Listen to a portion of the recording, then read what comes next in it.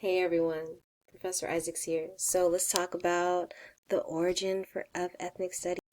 I mentioned this in my intro video. I'm gonna say it again.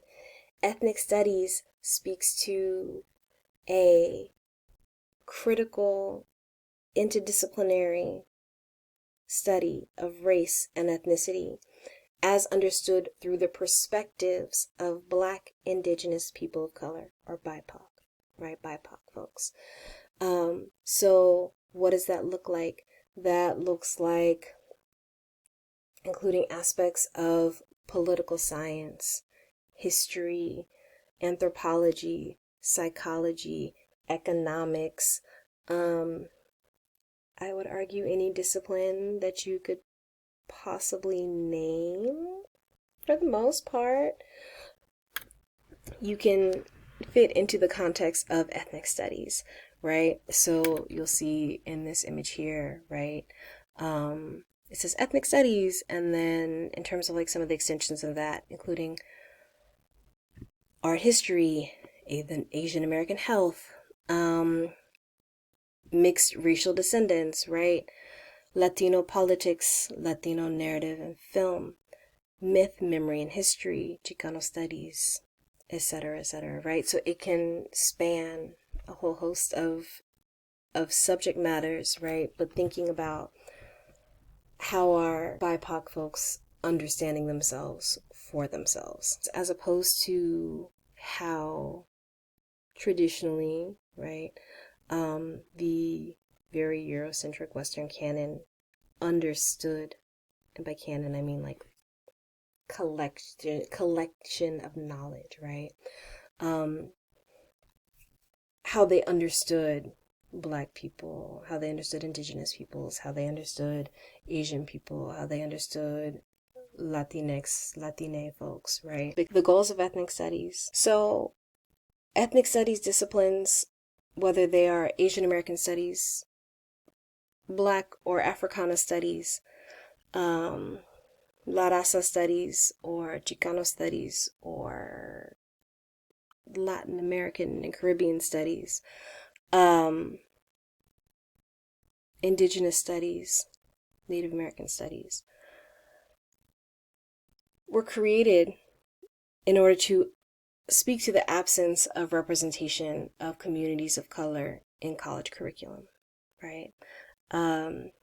So our ethnic studies disciplines analyze points of intersectionality between race and ethnicity and other constructs such as class, gender, sexuality, as well as ability, right?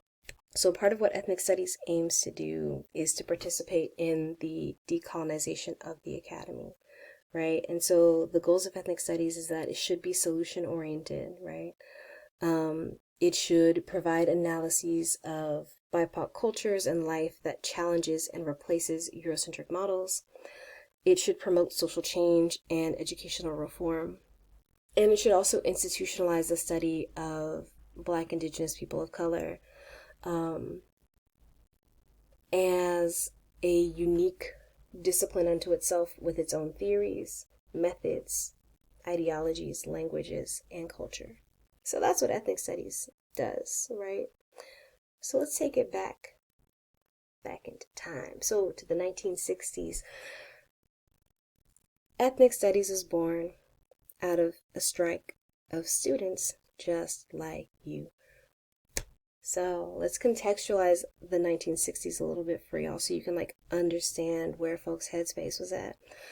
So you have a lot of inner city unrest, right, or inner city uprisings because folks are frustrated. And when I say folks, everybody Black and brown is frustrated with racialized disparities. And it's creating this climate for uprising, right? So we see the percentage of the Black poor increasing from 27.5% to 31%. You have 29% of Black households living below the poverty line, where conversely only 7.8% of white households live below the poverty line. Almost 50% of non-white households lived in substandard housing, as opposed to about 18% for white households. So in 1965, we see the Watts Uprising. In 1967, we see the Newark Uprising. In 1967 as well, we see the Detroit Uprising, right? And the underlying cause for these uprisings was white racism. You have the Vietnam War.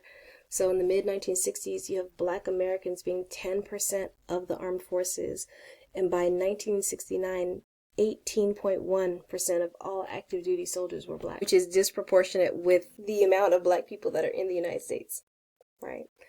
So we also have a whole host of power movements happening, right? So you have the Black Power movement, you have the American Indian movement, you have the Latinx power movements, right, that were taking place. You have the Yellow Peril, right? And so we see all of these political movements where you have Asian people, indigenous people, Latinx folks, Black folks who are like, look, the way we've been doing things, or the way that things are being done to us, is not going to cut it anymore. And it's not just that we want to be integrated. No, that's not enough, right? We also want to have political and economic power. And we want to be able to be ourselves. We don't want to have to assimilate into whatever y'all got going on because we notice the ways in which it's harmful to everybody else. We don't want that, right? We just want to be ourselves and be able to thrive and be able to live, right? And so a lot of these BIPOC power movements, we're not necessarily speaking of hatred at any stretch of the imagination, right? But more so speaking of love. Like, I love myself. I love my people. I have the right to love my people. And a part of loving them is ensuring that they have quality housing. A part of loving them is ensuring that they have the resources in order to thrive. A part of loving them is political power, right? And I can also be in community with other groups of people because diversity is okay, right? Like, they're like, but I need something for myself too, right? So a part of this power movement or these power ideologies is also knowledge of self, right? Like, what did my people do? What did my people contribute to? And folks were like, we're tired of this. This ain't it. This ain't cutting it, because we know it's not accurate, right? And we're tired of having to be in hostile environments in our colleges, universities, high schools, elementary schools. And so we see the first ethnic studies program in Afro-American studies being established in January of 1968 at a community college, Merritt College in Oakland, California, with the help of students at the time, Huey P. Newton and Bobby Seale of the Black Panther Party. In 1968, there was a strike at SF State College. So ethnic studies began as a formal discipline in 1969 out of a 5-month protest at San Francisco State University, then called San Francisco State College. This was the longest student protest in history at the time. So there were BIPOC students frustrated with the lack of relevant education, right? We also see white allies, especially white radicals, believing that they were also being denied a proper education, right? They're like, look, if I don't get to learn about my Asian brethren, my indigenous brethren, my Black brethren, my Latino brethren, then I'm not really getting educated, right? Like, this isn't really a relevant or real education because these folks are all around me in the real world, but they're not in the curriculum, like, they're not in the books. So in 1967, you have only 2% of Black students being enrolled in PWIs. PWI is a predominantly white institution. 2%. And so we see this focus on the renaming of student spaces as folks' identities and consciousness are shifting, right, as a result of these larger political movements that are taking place outside of and also inside of university spaces, right? So, for example, we see the shift from the Negro Student Union to the Black Student Union. And I know you're like, okay, that was a huge deal, right? To call oneself Black prior to the like late 1960s was potentially like, well, one, no one was doing it, and two, that was like fighting words, right? Like if you call somebody Black, like like you better square up, right? um and so the name or the term Black was like seen as like a radical stance on identity and on acceptance, compared to Negro, which was a term that at the time was like a relevant and acceptable and commonplace term. But we see this shift away from like the civil rights movement era ideology to a Black Power era, where part of that is a cultural acceptance and appreciation of oneself. And oftentimes the language of Black was like used to like exemplify that.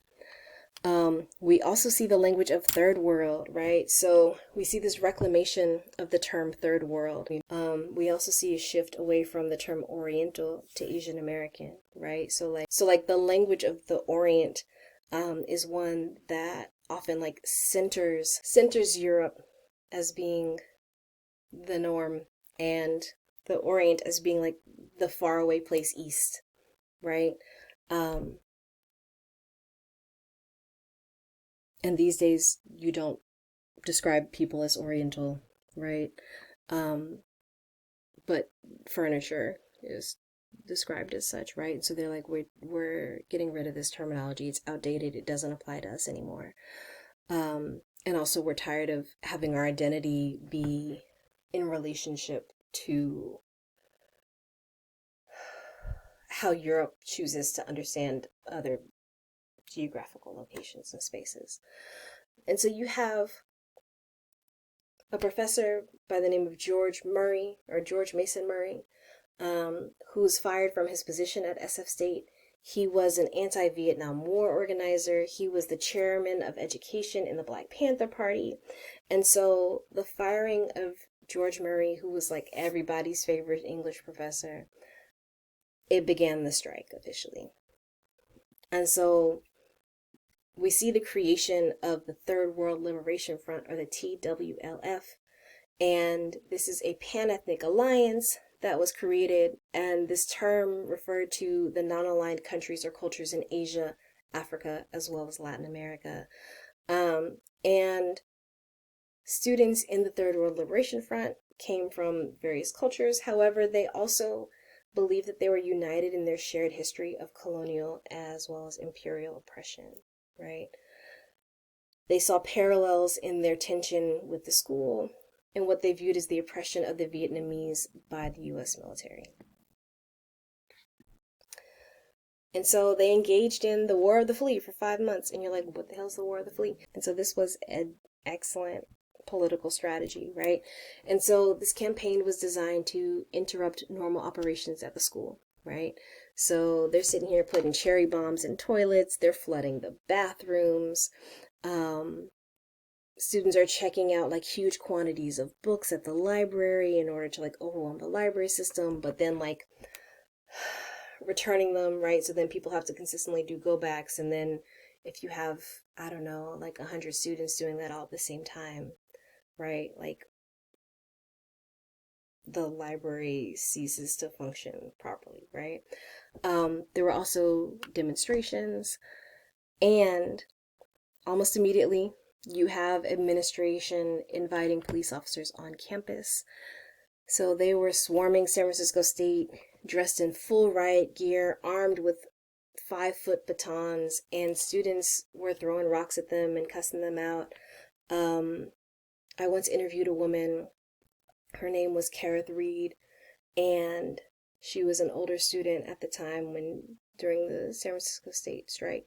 She was like in her 40s, and she told me about how a police on horseback trampled her, right? And so, like, this being the very strong and aggressive response that the police had to student protests.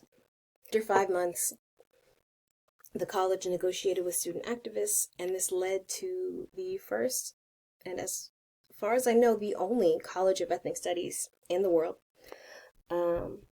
And a part of their demands called for the establishment of 4 departments, and this is literally the foundation of ethnic studies, right? So, American Indian Studies, La Raza Studies, Asian American Studies, Black Studies, to be housed all under the College of Ethnic Studies. And students created curriculum that was ready for the following fall. So the fall of 69, they were like, okay, we got you. And the school agreed also to accept virtually all non-white applicants for the fall 1969 semester.